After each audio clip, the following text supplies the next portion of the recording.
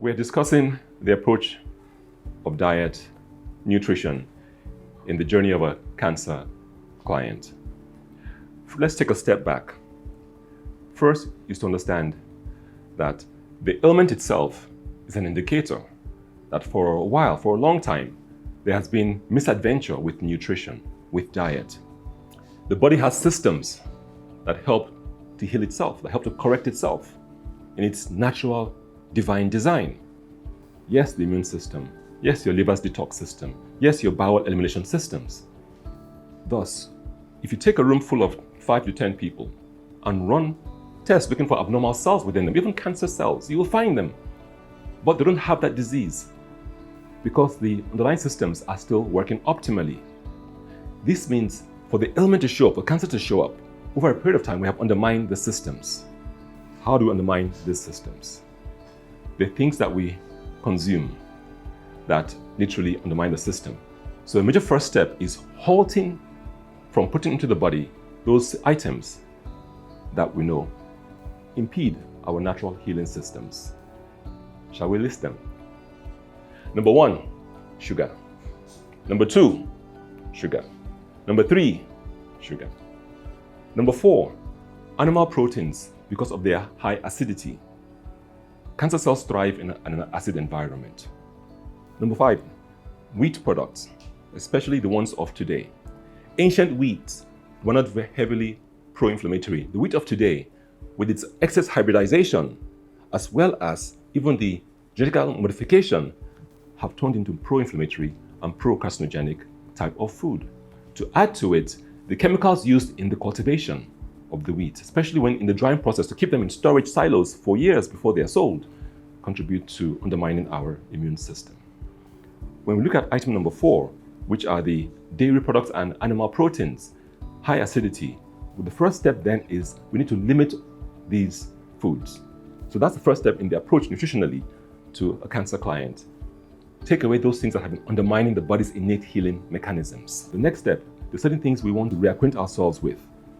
Number 1 is water. Just flushing the body with awesome, glorious water. Water brings in nutrients, it helps the blood be less viscous, and water also helps to take out toxins down to the liver, down to the kidney, and then they are factored out of the body. Number 2 is just fresh air, glorious breath. Cancer cells thrive in an anaerobic environment, an environment that is short on oxygen. So just by improving your breathing, guess what? You improve your immune system, your immune function. Okay? Sounds very basic, doesn't it? For your mitochondria to metabolize, utilize the energy, the calories you've consumed, it requires oxygen. So they're also part of that nutritional impact or process that the body goes through to turn your nutrition into healthy byproducts. Now, let's look at the things we need to put into the system to augment our immune system and hopefully help the body put this cancer in check. There's fruits, there's vegetables, fine. Right now in season, there's some awesome fruits. I love one called agbalumo. Some call it African star fruit, others call it udara. This thing, folks, powerhouse of vitamin C and fiber, which feed your healthy gut flora. What's that?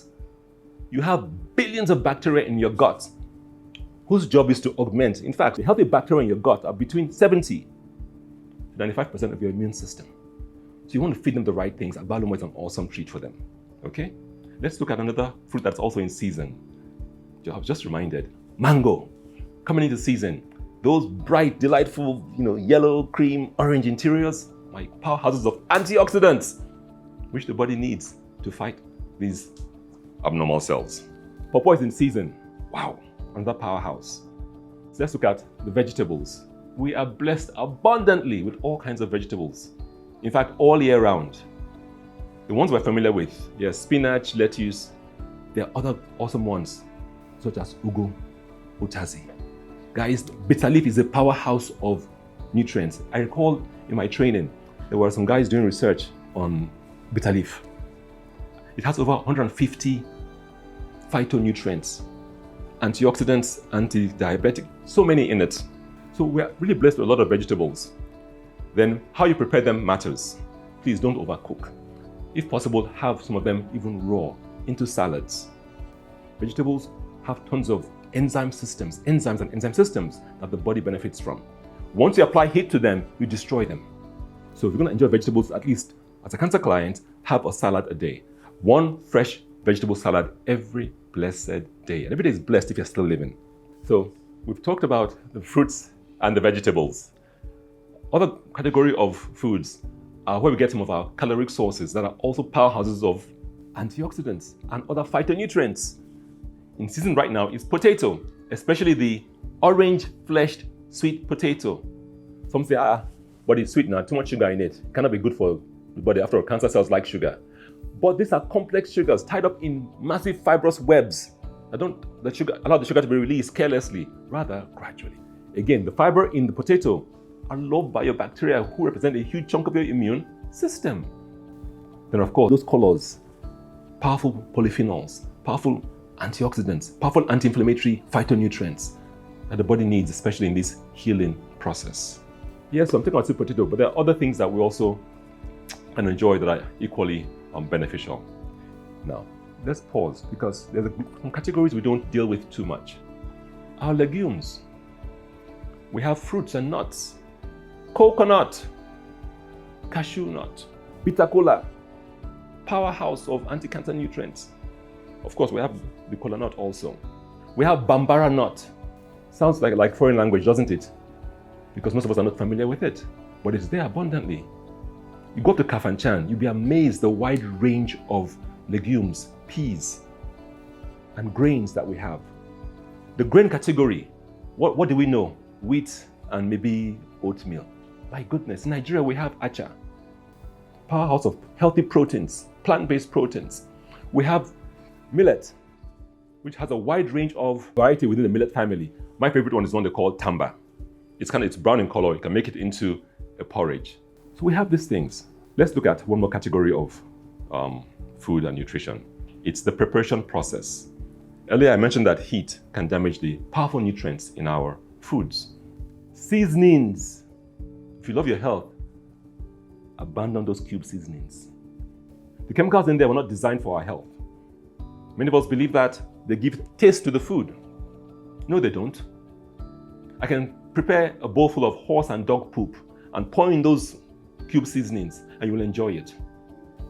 Because what they do is excite the brain. They don't add taste to it, they actually excite the brain. So they make you associate the brain pleasure with whatever it has been added to. Look for natural seasonings, guys. We have plenty of them before the cube seasonings came along.